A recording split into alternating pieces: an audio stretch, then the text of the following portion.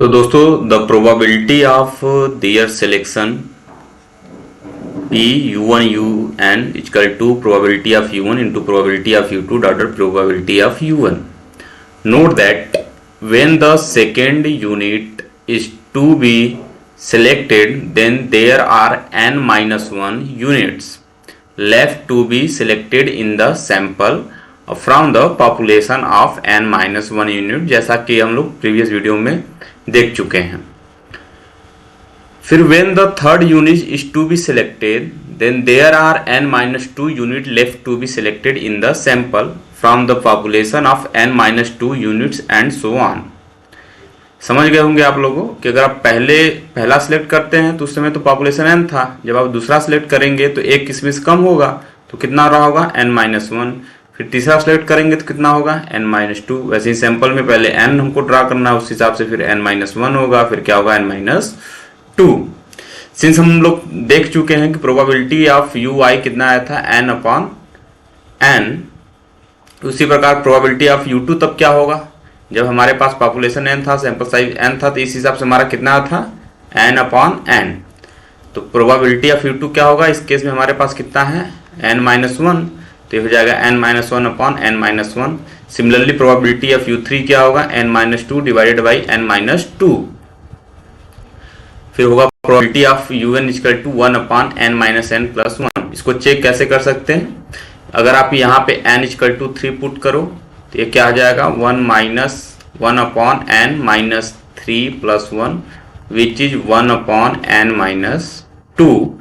तो इसका मतलब ये हुआ कि probability of u3 equal to 1 upon n minus 2.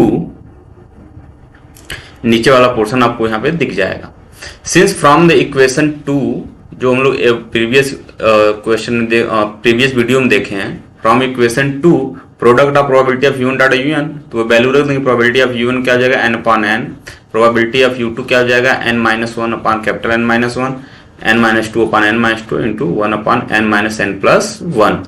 आप इसको सॉल्व करिएगा तो ये किस फॉर्म में आएगा, factorial n upon factorial n और n माइनस n, इस फॉर्म में ये कैलकुलेशन आएगा.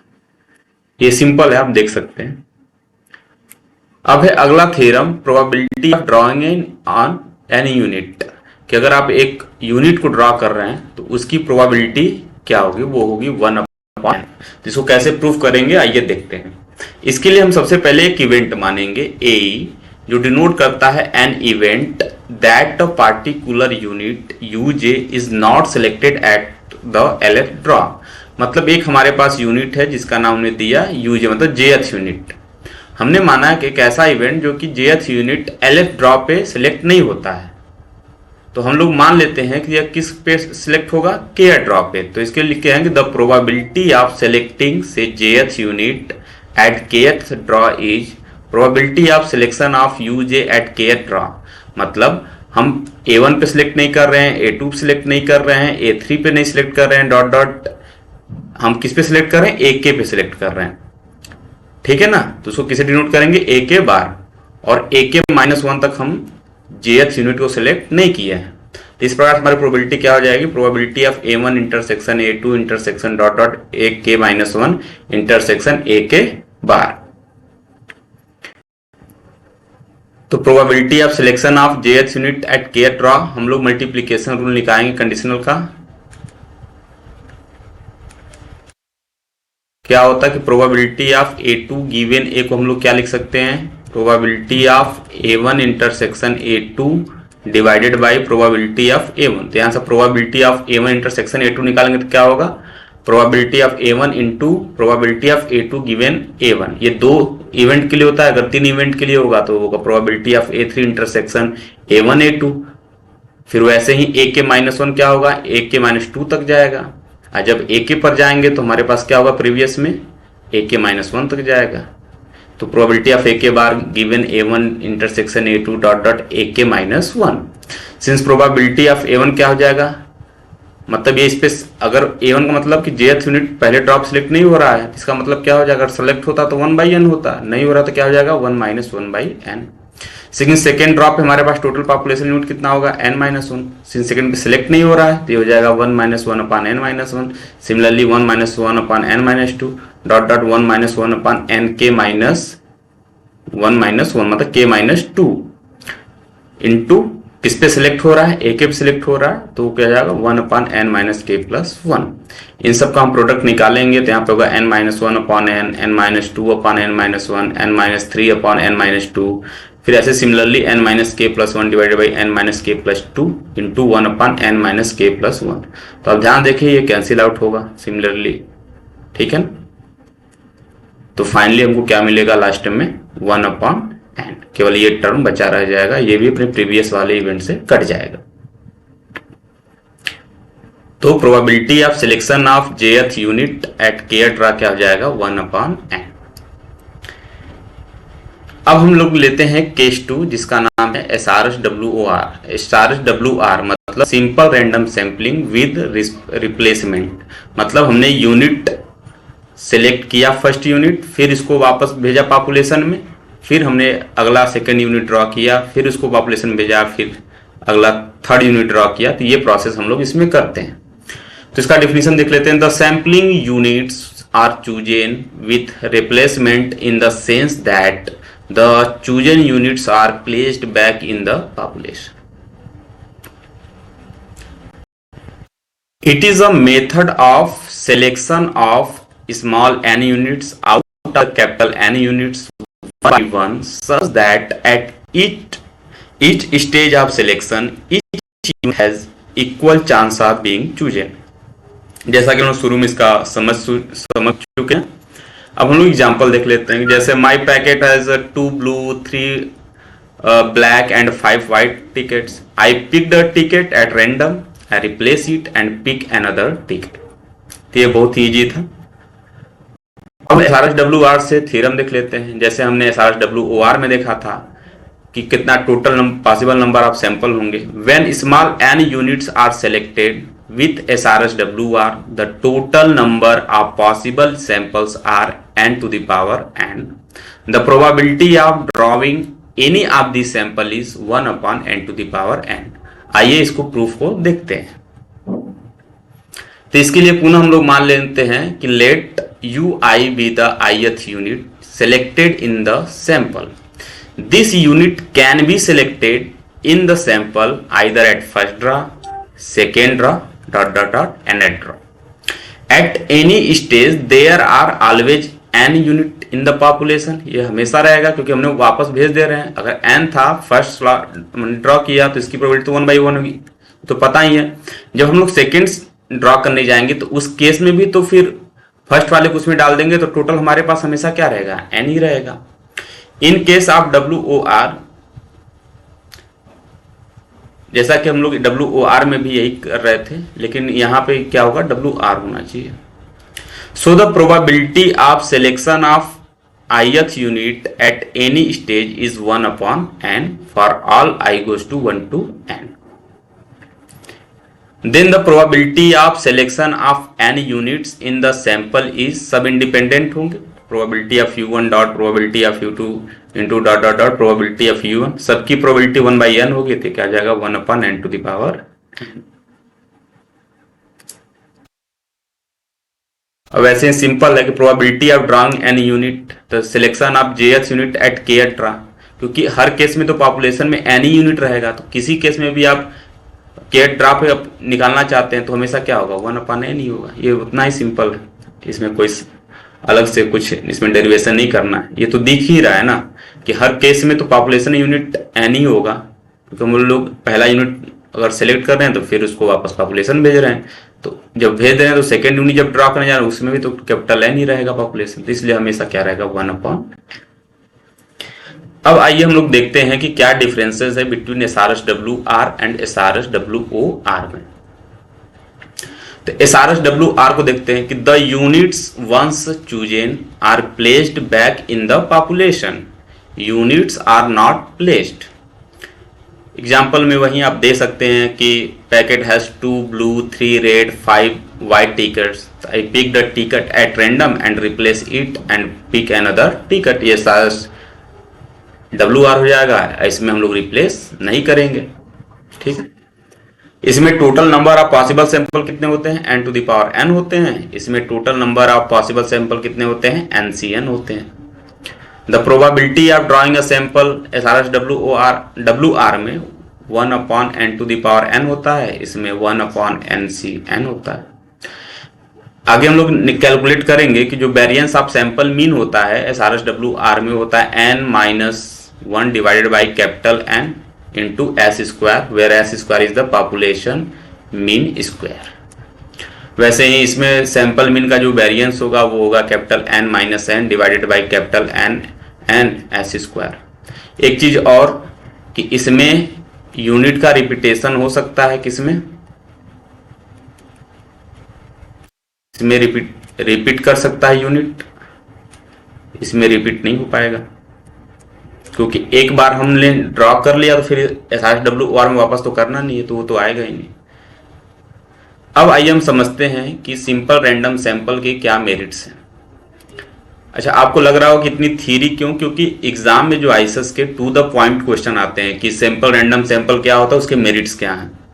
तो आप अलग अलग बुकों में क्या देखेंगे कि हर जगह थोड़ा थोड़ा कुछ लिखा हुआ, कुछ ऐसे टॉपिक जैसे डिफरेंसेस बिटवीन दैट आपको पता रहेगा, लेकिन टू द पॉइंट आपको नहीं मिल पाएगा, तो वहां पे आपको सोचना पड़ेगा और टाइम आपका लैप्स होगा। तो इसलिए हमने पूरा जो question previous year question paper में पूछे जा रहे हैं उस हिसाब से हमने नोट्स को तैयार किया है और हर एक पहलू हमने डिस्कस किया है। तो इसलिए इसमें थोड़ा टाइम लग सकता है, लेकिन ये कंप्लीट नोट्स होगा सिंपल रैंडम सैंपल का, और जो भी आगे हम पढ़ाएंगे वो पूरा कंप्लीट नोट होगा।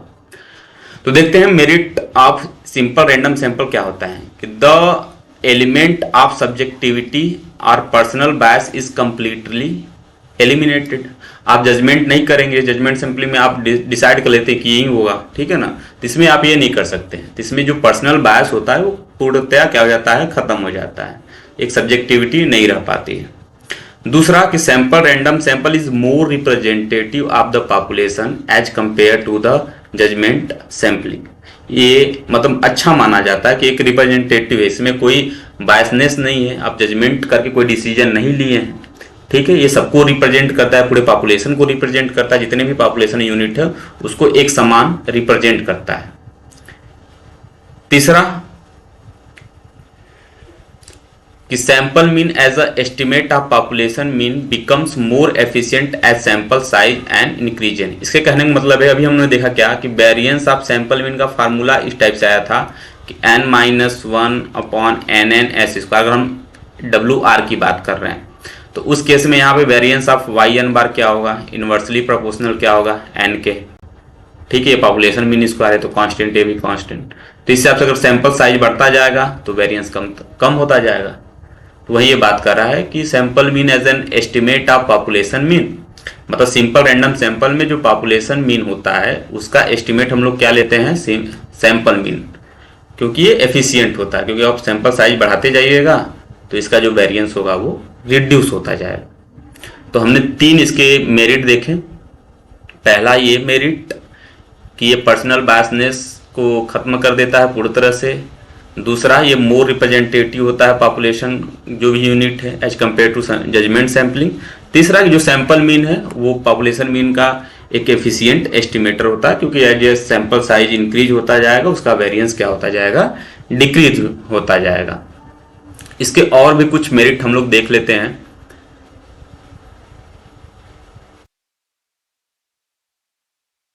कि the data collected through the sampling method is well informed. More the samples taken, better is the quality of the data. कहने का मतलब ये है कि आप जितना सैंपल साइज बढ़ाते जाओगे जो डेटा की क्वालिटी होगी वो भी क्या होगी, बढ़ती जाएगी, ठीक है। क्योंकि एक सैम्पलिंग मेथड है, इसको बहुत ही एक सिस्टम से कलेक्ट किया जाता है इस मेथड के through. In it you don't need any technical knowledge, you only require essential listening and recording skill. अगला मेरिट ये है कि the person conducting the research does not need to have prior knowledge of the data he or she collecting. तो ये इसके कुछ merits है simple random sampling के। अब हम लोग इसके कुछ डीमेरिट देखते हैं, इसके और क्या डीमेरिट हो सकते हैं तो उस पहलू को हम लोग देखते हैं। तो सबसे जो पहला इसमें डीमेरिट है वो ये है कि it requires an up to date frame, but it is virtually impossible to identify the units in the population before the sample is drawn. ये कहता है कि आपके पास एक जो सैंपलिंग फ्रेम हो पूरा अप टू डेट हो, उसमें कोई दिक्कतें नहीं, ठीक है ना, ब्लैंक स्पेसेस बहुत ज़्यादा नहीं हो। लेकिन ऐसा पॉसिबल नहीं है। आप सोच रहे हैं कि आपको सैंपल कलेक्ट करना है, ठीक है, और ये भी आपको समझना है कि पॉपुलेशन में जितने यूनिट हैं, जैसे मान लीजिए U1 है, U2 है, U3 है, आपको पहले ही पता हो, सैंपल ड्रॉ करने से पहले ही सारी चीज़ें इनके इन्फॉर्मेशन पता हो, तो ऐसा पॉसिबल नहीं होता है। कुछ न कुछ तो मिसिंग रहेगा ही रहेगा। फिर दूसरा एडमिनिस्ट्रेटिव इनकन्वीनियंस होता है।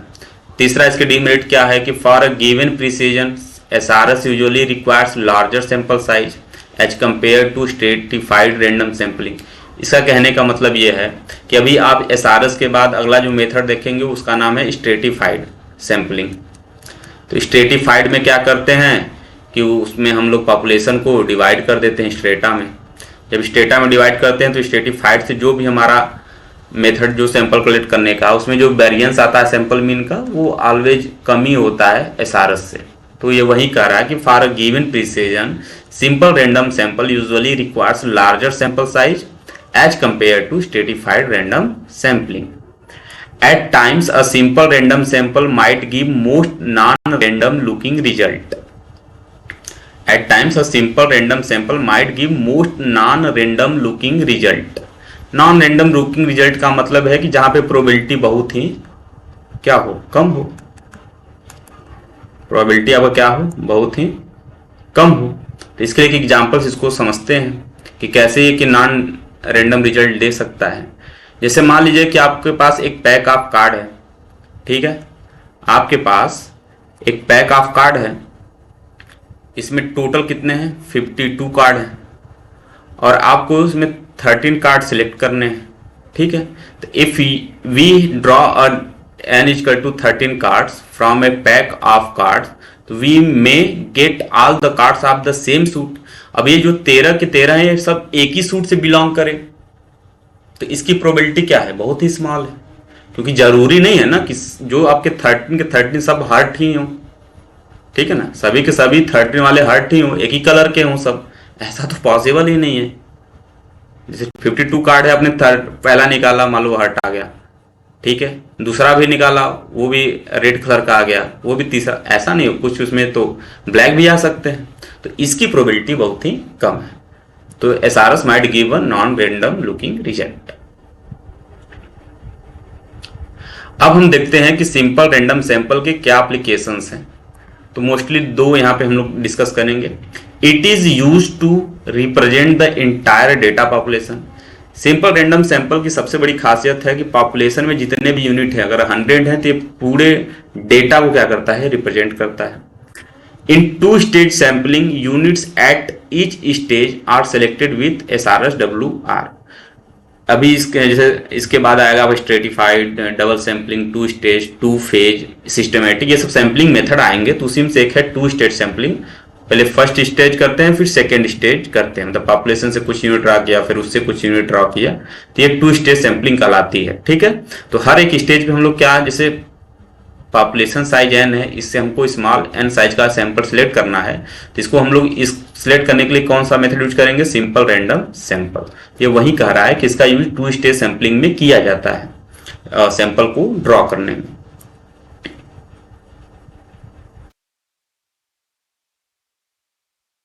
अब अगला पॉइंट है procedure of selection of a random sample, कि क्या प्रोसीजर है। जैसे आपको फील्ड में भेज दिया गया, आपको कहा गया कि आपको रैंडम सैंपल सेलेक्ट करने n साइज का, तो आप कैसे इसको करिएगा, आपका क्या मेथड होना चाहिए, क्या रिक्वायरमेंट होगी, तो वो हम समझते हैं। सबसे पहले करेंगे कि पॉपुलेशन जो हमारा n है साइज का, उसको कंप्लीटली हम लोग आइडेंटिफाई करेंगे। तो identify the capital N units in the population with the numbers 1 to n। तो हम जितने मान लीजिए 100 हैं, तो हम उस पॉपुलेशन को एक नंबर दे देंगे 1 2 इस बंदे को मान लीजिए 1, इस वाले यूनिट को 2, इस वाले को 3, ऐसे करके हम लोग एक उसको नंबर अलॉट कर देंगे अप टू n, अगर n साइज का पॉपुलेशन यूनिट है। फिर एक random number, arbitrary random number हम लोग चूज करेंगे। Choose any random number arbitrary in the random number table, ठीक है, and start reading numbers. Choose the sampling unit whose serial number corresponding to the random numbers. हमने ऐसे numbering दे दिया। फिर हमने कहा कि रेंडम नंबर टेबल से आप क्या करिए कि रेंडम नंबर सेलेक्ट करिए। मान लीजिए ये रेंडम नंबर है कुछ 0.834, और मान लीजिए कैसा कुछ, मान लीजिए पॉपुलेशन यूनिट यहाँ पे है आपका U3 U4। यहाँ पे आपने रेंडम नंबर टेबल सेलेक्ट किया, ठीक है, 1 to n के बीच, और मान लीजिए 0.83, ये 0.84, इस नंबर के सामने कौन है U3, तो इसको हम लोग क्या करेंगे सैंपल में सेलेक्ट करेंगे। वही कह रहा है कि choose the sampling unit whose serial number corresponding to the random number drawn from the table of random number. In case of SRSW are repetition possible है तो all the random numbers are accepted ever if repeated more than once. In case WOR repetition होगा ही नहीं, तो in case of WOR if any random number is repeated then it is ignored and more numbers are drawn. Such process can be implemented through programming and using the discrete uniform distribution. Random sample size select करने के लिए, random number generate करने के लिए generally हम लोग uniform distribution का use करते हैं, ठीक है। तो ये कहा कि इस प्रोसेस को इम्प्लीमेंट करने के लिए कुछ प्रोग्रामिंग की आवश्यकता होगी, तो कुछ हम लोग पैकेजेस सॉफ्टवेयर देखेंगे, एंड उसके लिए हम लोग कौन सा यूज करते हैं, discrete uniform distribution. Many statistical software like R, SAS have inbuilt function for drawing a sample using WR। तो ये पूरी प्रोसीजर है कि आप कैसे सैंपल साइज को ड्रॉ करेंगे।